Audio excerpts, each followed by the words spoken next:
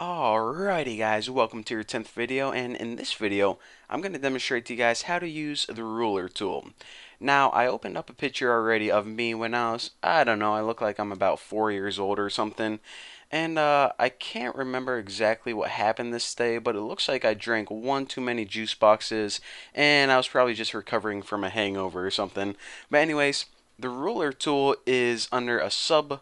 It's usually the eyedropper tool, but if you click it and hold it, you're going to select the ruler tool, and as you can see, your cursor changes to a little ruler with a plus sign and a little arrow on it.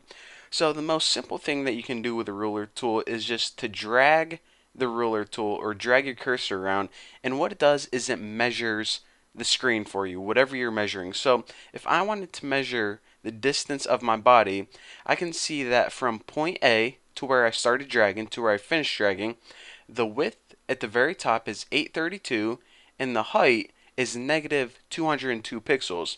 Now negative just means that you're going up and positive going down. So it's basically 202 pixels change in height. Now whenever you release that, you can see that the line stays there.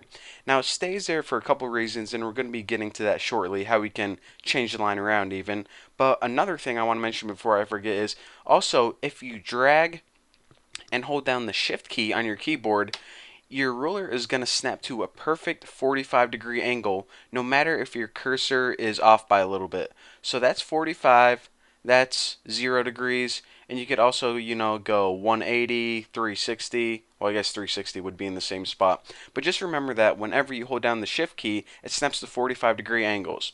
Now, another thing I want to mention is say that you made a measurement like this, and you're like, you know what, I want to measure the distance from this line to this red line. So what you can do is actually you can change the starting point and the ending point of your ruler. If you go ahead and hover over one of these points, you can move it around by dragging it and dropping it. Same thing with the ending point, just go ahead and drop that into place. And aside from just moving the beginning point and the ending point, you can actually move this entire line. See, by default, your cursor has an arrow, a ruler, and a little plus sign, and once you hover over your line, that plus sign is going to disappear. That's your indicator that you are hovered over the line. So if you just drag this and move it, you can go ahead and readjust that exactly where you want it. Now another cool thing that you can do is you can actually clear this line altogether, and by clearing it I mean get rid of this line, because if you say, okay, I'm just going to click away, oh crap, it's not getting rid of it, maybe I'll just do another one. Okay, got rid of this one, but now I have this line. What the heck? In order to get rid of this line completely, just go ahead and hit this clear button on the top, and bam, your line's gone. Now the last thing I want to tell you guys is a cool little trick, and it's how to straighten a layer once you have a ruler measurement set.